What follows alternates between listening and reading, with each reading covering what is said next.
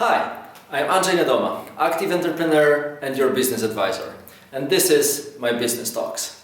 Today we have a great topic that was suggested to me by one colleague who was struggling with the number of meetings he had in his company. So he had, Andrew, how do we manage meetings? Or he should rather ask, Andrew, how do we manage so many meetings?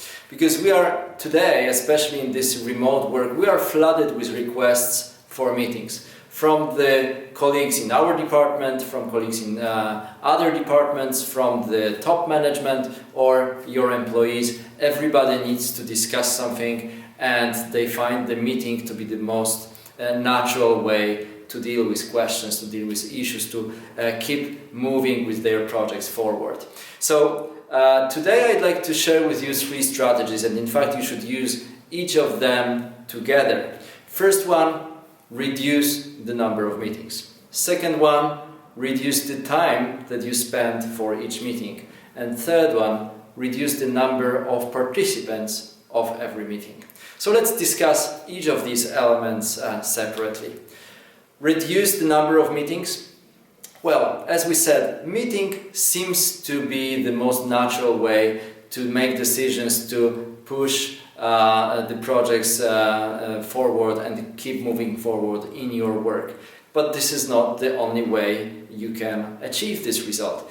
When you have a question that typically triggers a meeting, think about, is this possible to write a question about this meeting in your company, communicate in a communication platform, or just writing an email?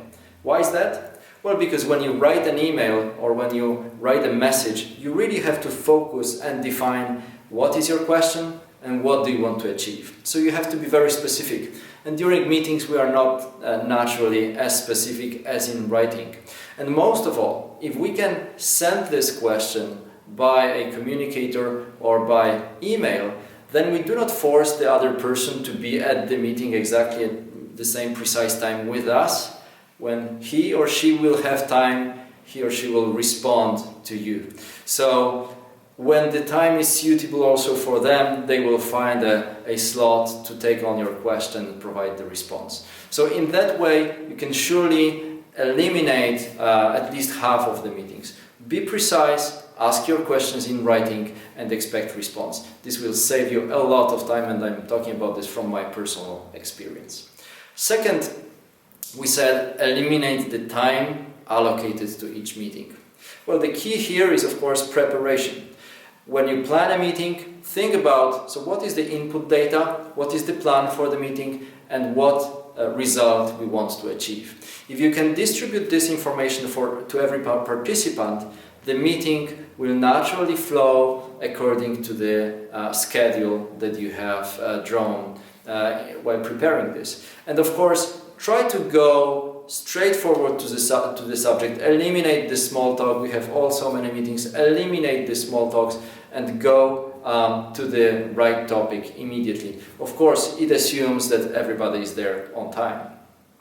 And the third strategy, we said, reduce the amount of people, so the number of participants that are present at each meeting. And the key question you should ask yourself here is, who is really indispensable for this meeting? Who should really participate?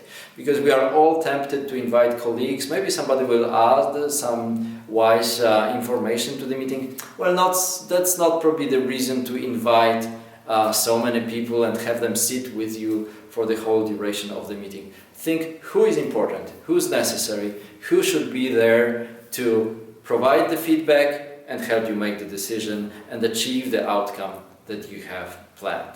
I hope with these 3 strategies you can really reduce the amount of time that you spend on meetings and gain a lot of time that you can put into real work.